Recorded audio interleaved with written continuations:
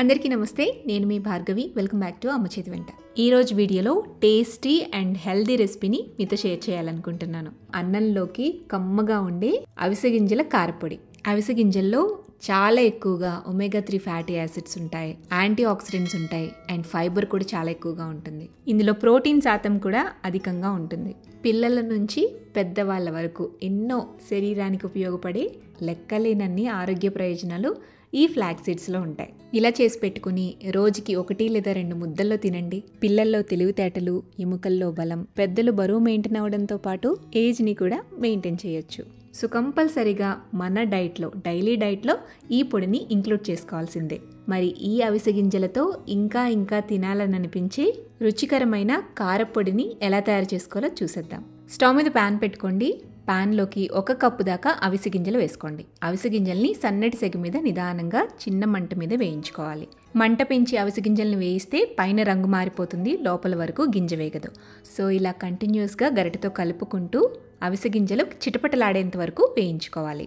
ఇలా కమ్మటి వాసన వచ్చేంత వరకు చక్కగా వేయించుకున్న అవిసె గింజల్ని ఒక ప్లేట్లోకి పక్కకి తీసుకుని పెట్టుకోండి. ఇప్పుడు అదే ప్యాన్లోకి 1/2 కప్పు దాకా నువ్వులను వేసి చిన్న మంట మీదే నిదానంగా దోరగా వేయించేసేయండి.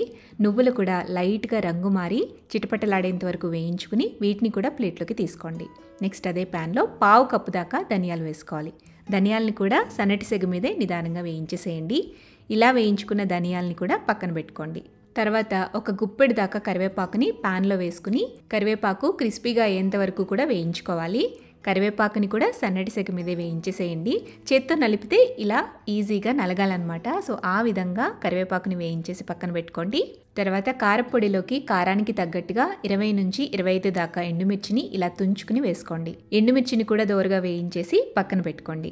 నెక్స్ట్ స్టవ్ మీద మళ్ళీ తిరిగి ప్యాన్ పెట్టుకుని అందులోకి 2 టేబుల్ స్పూన్ల దాకా పచ్చిశనగపప్పు వేసుకోవాలి. పచ్చిశనగపప్పుని దోరగా ఫస్ట్ కొద్దిగా వేయించండి. పచ్చిశనగపప్పు లైట్గా వేగిన తర్వాత 2 టేబుల్ స్పూన్ల దాకా మినప్పప్పు కూడా వేసుకోండి. మినప్పప్పుని పచ్చిశనగపప్పుని కలిపి కాస్త వేయించిన తర్వాత 1/2 టేబుల్ స్పూన్ దాకా జీలకర్ర వేసుకోవాలి. అలాగే 1/2 టీ స్పూన్ దాకా మెంతులు కూడా వేయండి. వీటిని ఒక 1/2 నిమిషం పాటు వేయించేసి ఇందులోకి కాస్త చింతపండు వేసుకోవాలి. లైట్గా డ్రై రోస్ట్ చేయండి. ఇలా వేయించుకున్న వాటన్నిటిని కూడా ప్లేట్లోకి తీసుకుని పూర్తిగా చల్లారిపోనివ్వాలి. కంప్లీట్గా చల్లారిన తర్వాత వీటన్నిటిని కూడా మిక్సీ జార్లోకి వేసుకోండి.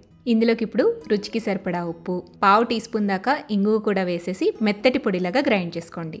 ఇలా గ్రైండ్ చేసుకున్న పొడిలోకి 15 దాకా వెల్లుల్లిపాయల్ని ఇలా పొట్టుతో సహా వేసేసి లైట్గా క్రష్ చేసుకున్నట్టుగా గ్రైండ్ చేసుకోండి. పల్స్ మోడ్లో బ్లెండ్ చేయండి. సో మన అవిసె గింజల కారపొడి రెడీ అయిపోయింది. ఇలా గ్రైండ్ చేసుకున్న కారపొడిని ఎయిర్టైట్ జార్లో కనుక స్టోర్ చేసుకుంటే 1 మంత్ నుంచి 2 మంత్స్ పాటు ఫ్రెష్గా దీన్ని మనం తినచ్చు.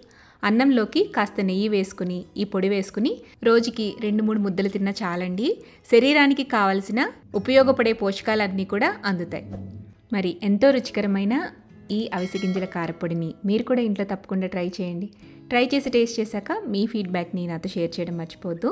వీడియో నచ్చితే లైక్ చేయండి, మీ ఫ్రెండ్స్కి, రిలేటివ్స్కి షేర్ చేయండి. మరిన్ని టేస్టీ సింపుల్ క్విక్ రెసిపీస్ కోసం అమ్మ చేతి వంటి ఛానల్ని సబ్స్క్రైబ్ చేయండి.